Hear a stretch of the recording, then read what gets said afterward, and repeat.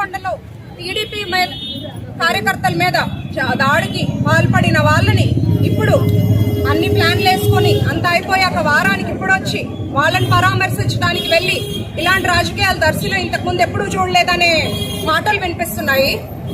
ఒకటే చెప్తున్నాను నేను, పోలింగ్ రోజు, ఎలక్షన్ రోజు ఎలాంటి దౌర్జన్యాలు దోపిడీలు చేశారో క్యాండిడేట్ మీద మహిళను చూడకుండా ప్రజలందరికీ తెలుసు.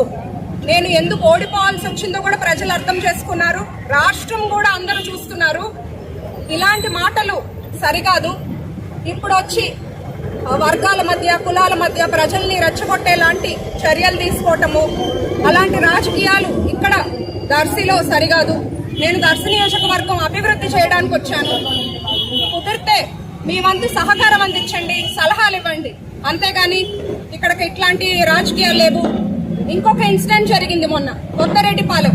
వాళ్ళు అసలు అక్కడున్న వైసీపీ వాళ్ళు ఈ రాష్ట్రంలో కాదు ఈ దేశంలోనే లేనన్నట్టు బిహేవ్ చేస్తున్నారు. నన్ను ప్రచారానికి రానిలేదు. సరే, మొన్న బడుగు బలహీన వర్గాలు, చిన్న పిల్లలు, 10 ఏళ్ళు ఉంటాయి ఒక కుర్రాడికి, 17 ఏళ్ళు ఒక వికలాంగుడు, వీళ్ళు ఫ్లెక్సీల మీద వర్షం పడుతుందని స్పీకర్ల మీద ఫ్లెక్సీలు కప్పుకున్నారు. అందులో చంద్రబాబు నాయుడు గారి మొహం కనిపించిందంట.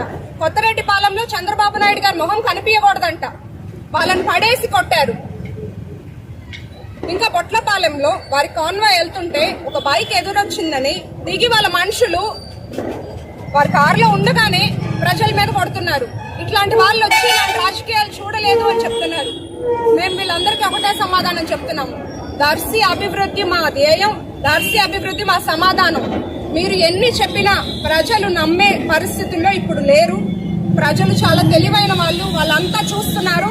నిరంతరం ఎవరు దర్శి ప్రజలతో ఉంటున్నారు అనేది కూడా గమనిస్తున్నారు. నేను ఇది ఒక్కటే చెప్తాను, దర్శి అభివృద్ధి మా ధ్యేయం, దర్శి అభివృద్ధి మా సమాధానం. మేము